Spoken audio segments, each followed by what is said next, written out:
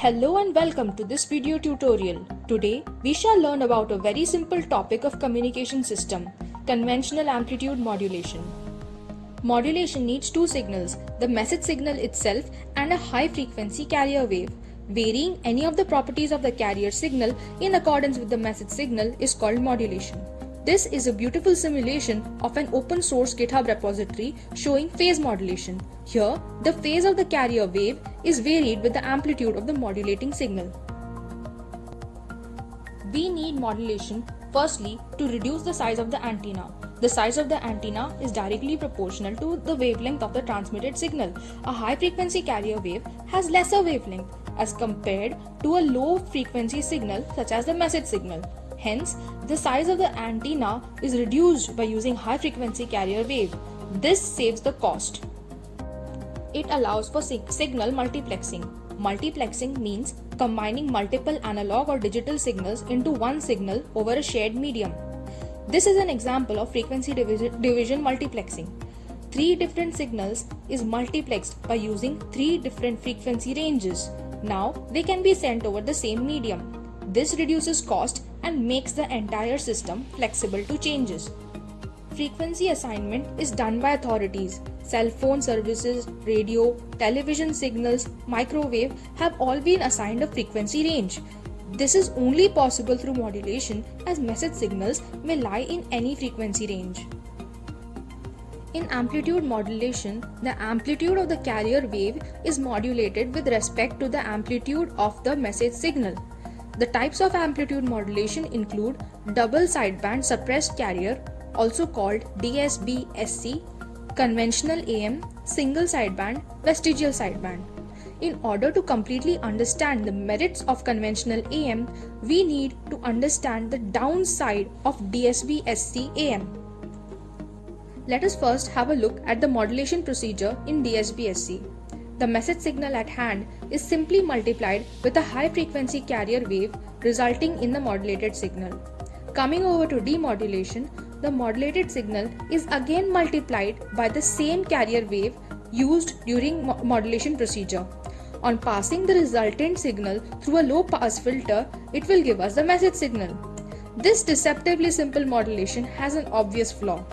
The carrier signal frequency is also needed at the demodulator. DSB-SC requires synchronous or coherent demodulation. Here, the demodulation oscillator's frequency and phase must match the modulation oscillator. This is a disadvantage as the signal suffers from phase shift and attenuation. The complexity of the receiver increases and hence the cost increases. It is acceptable in point-to-point communication where the cost of the receiver can be equal to the cost of the transmitter. But in case of broadcasting, one station transmits to a large audience. The cost of the receiver must be much less than the cost of the transmitter. Now let us have a look at conventional AM. The message signal is added to a DC offset. The resulted signal is multiplied with the carrier signal, resulting in the modulated signal. Here is an illustration of conventional AM. A sinusoidal message signal is first added to DC offset. The resulted signal simply gets multiplied with the carrier signal, resulting in the modulated wave. Notice that the shape of the envelope of the modulated wave is the shape of the message signal. Modulation index gives an idea about the variation of the modulated signal around its unmodulated level. For amplitude modulation, mu is given as the amplitude of the modulating signal divided by the amplitude of the carrier signal. Depending on the values of mu, we end up with three cases. Over modulated wave, the value of mu is greater than 1. Amplitude of the modulating signal is more than the amplitude of the carrier signal. Here, you can see that the carrier signal experiences a 180-degree phase reversal. This causes additional sidebands resulting in distorted waves. Such an overmodulated wave causes interference which cannot be eliminated. Hence, this is an undesirable condition. To avoid this, the amplitude of the carrier signal summed with the modulating signal must be positive at all times. The second case is where mu is equal to 1. Here, AM is equal to AC, and this is the edge case where no interference occurs due to sidebands. The undermodulated wave In this case, AC is more than AM. In this case, the side bands do not occur because of the condition AC plus MT greater than equal to 0 is always satisfied. Now, let us have a look at another important aspect, the frequency spectrum. The modulating signal is a band-limited signal, which means the frequency spectrum is non-zero only for certain frequency interval as shown in the figure. To calculate the frequency spectrum of the modulated signal, we know the expression for the modulated signal is as follows. On simplifying and applying the properties of Fourier transform, we can get the desired result. Using linearity property, we can find the Fourier transform of the individual signals, then add them up. The first term is of the form a constant multiplied with cos theta, which is basically the carrier signal, whose Fourier transform is a standard result. The second term is the multiplication of the modulating signal with cos theta. Using convolution in time property of Fourier transform, we can arrive at the following result. Recall, this term is same as DSB-SC signal. Intuitively, we can say that the frequency spectrum of the conventional AM is same as DSB-SC with an added frequency component of the carrier wave. Points to be noted here are, the frequency of the modulating signal is shifted to Fc on the positive side and minus Fc on the negative side, which is same as DSB-SC signal. There is a discrete frequency components at Fc and minus Fc.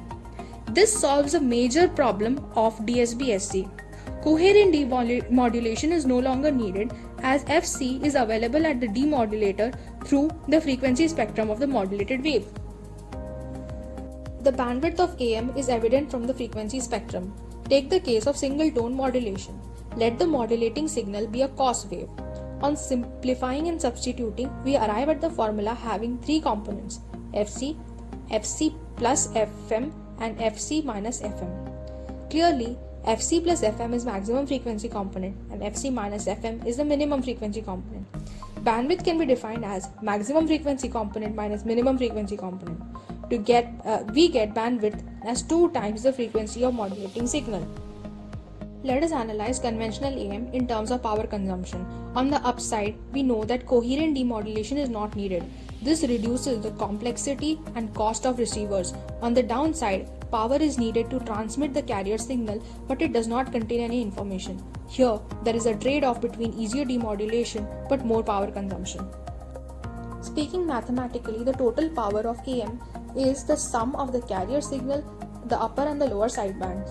The final equation of power in AM wave shows that the total power needed is clearly greater than the power of the carrier wave.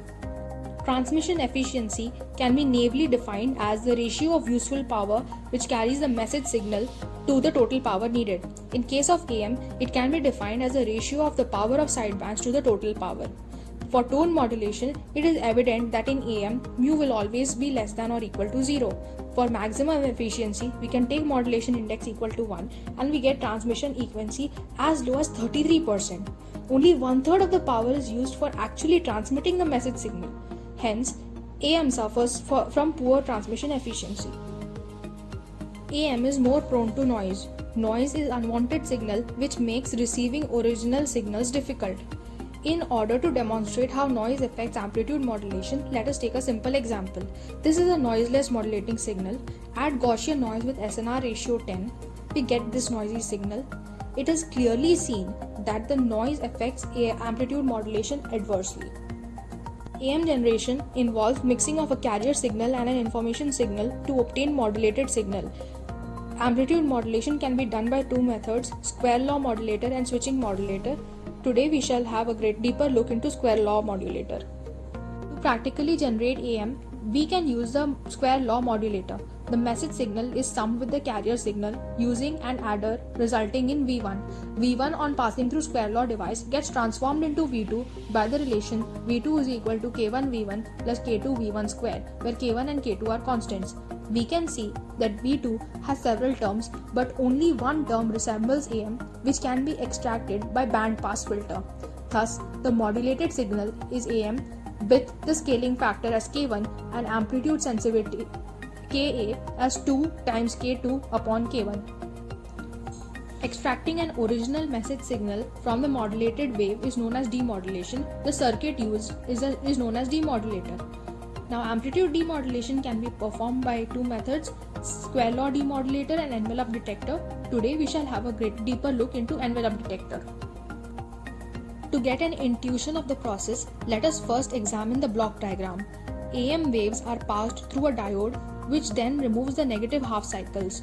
The low pass filter detects the envelope, and after shifting the wave by adding a DC offset, we can gain the original signal back. The circuit is as follows. During the positive half cycle, the diode is forward biased. The capacitor gets charged to the maximum value of AM. During the negative half cycle, the capacitor causes the diode to get reverse biased. Now it acts as an open circuit. The capacitor now discharges through the resistor. This cycle is repeated over and over again, causing the resulted waveform to form a zigzag envelope.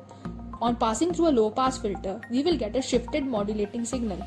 Adding a DC offset would result in the original modulating signal. For the envelope detector to work correctly, the conditions to be followed are: the frequency of the carrier signal should be much greater than the frequency of modulating signal, and tau must be between the inverse of Fc and inverse of Fm. Now, if tau is too small, then the capacitor discharges too fast. As a result, a very sharp-toothed, saw-toothed waveform is formed, which will not result in a very clear recovered signal. In case tau is too large, the envelope is incorrectly detected. We have now seen all the concepts of AM.